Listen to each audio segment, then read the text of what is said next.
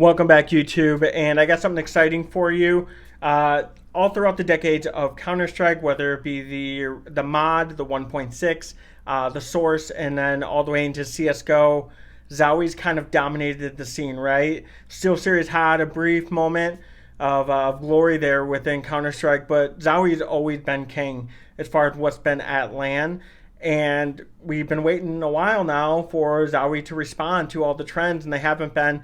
Well, come to find out, once BenQ took over Zowie, those geniuses jumped ship, and they've been brewing something awesome that I'm super excited to finally get my hands on, and it's going to be the NP-01, the Z-Gen NP-01 by Vaxee. So it's like powered by, collaborated with, I don't know. All I know is it was a boardroom full of really, really smart people that knew what gamers wanted, because I'm excited for it, and I know you are, so let's dig right in.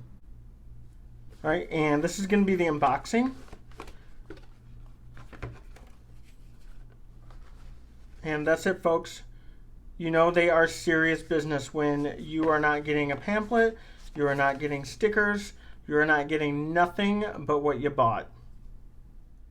The NP-01 is going to run you $59.99. It is all business and no party, folks. This is an all black mouse with 0 RGB, okay, and does not have an ounce of gamery look. Honestly, you could mistake it for something found at your public library. Some might call it rather boring, but it gets the job done. Under the hood, you got a 3389 sensor, you have your DPI, you have your polling rate, and then also your click latency. You have 2, 4, and 8. You just get tinker with it and see what's going to work for you. But it's nice to have all these options because this is a driverless mouse. There's not a single thing of software that you're going to install to utilize everything that this mouse has to offer. You've got mouse button 1 and 2. You've got 2 side buttons as well as your clickable scroll wheel. These are using Huano switches, so they're going to be very, very crisp, very straight to the point, and tactile. They feel really good. I know there's a preference out there of around switches, but I've never had any problems with this brand whatsoever.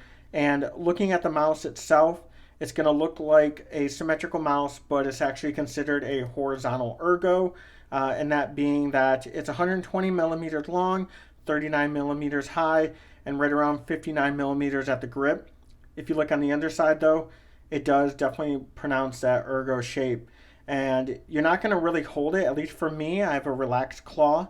I'm not going to hold it like an ergo. So if I grab the Ponage mouse here, I'm going to have my wrist bent with my hand when I'm using an ergo.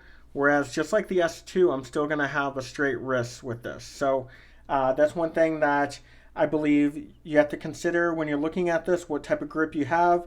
And with it being on the shorter side of a mouse, not at all something like a Hottie S or the Mini or anything like that. This is still a regular sized mouse that you can consider it as. It's just at 120 millimeters, and that very pronounced hump at the back is definitely going to sway more people that are claw or fingertip. I don't think it's going to work for those that do palm, just like with the S2 right here. They're very, very similar, but this is a more pronounced symmetrical shape. As I mentioned, it is 120 millimeters long. That is identical to the length of the Zowie S2. And that's not the only thing that it matches. They're both 39 millimeters high. They both have a very pronounced rear hump at the end here, which is perfect, again, for those fingertip or claw grippers.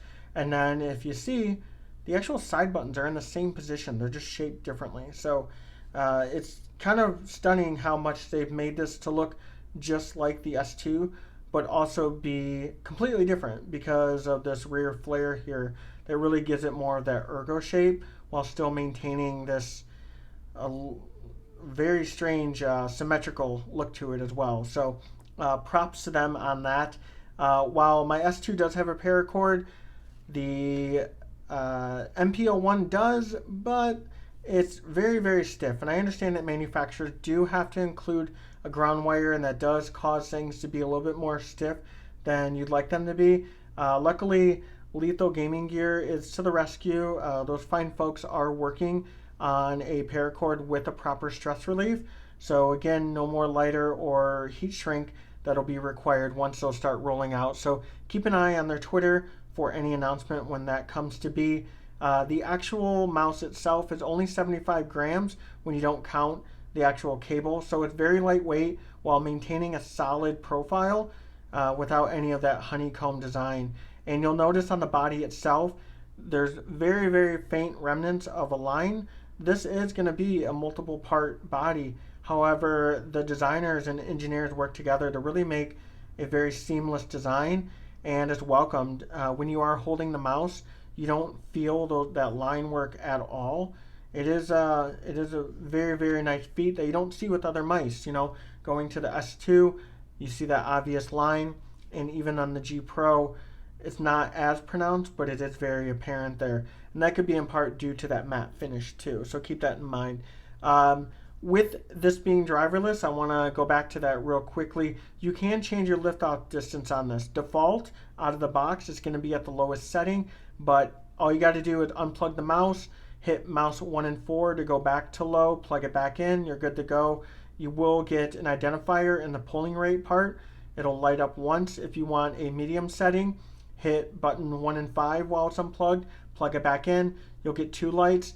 Lastly, hit mouse 1, 2, and 4 while it's unplugged, plug it back in, and all 3 will light up if you want the highest setting. So again, a completely driverless mouse full of customizable options to you. As you can tell by the lighting that this is a strange surface because it's not gloss, as you can tell in comparison to the S2, but it's also not matte like the G Pro wireless.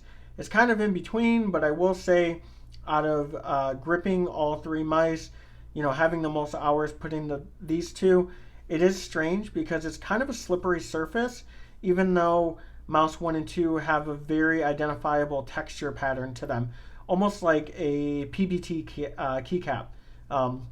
Very, very textured, which I almost wish the entire mouse was, as opposed to just the clicks themselves. So hopefully in their next mouse, that's something they look at and maybe improve upon from there. But either way, though, it didn't really impede my ability to game. It's just something that I did notice. I did have to reposition my grip a couple times because it is rather slippery. So let's get into a sound test here so you can hear these Wano 60 switches on mouse 1, 2, and the side buttons, as well as that 24-step optical scroll wheel.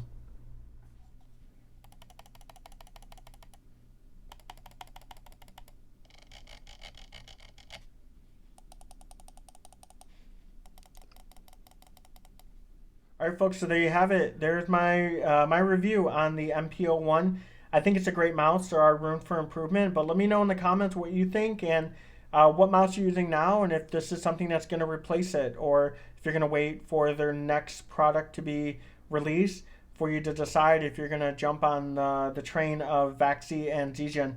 Until next time, I appreciate it if you guys leave a like and subscribe if you want more content. I'm trying to bring it more and more to you folks as I do enjoy doing it.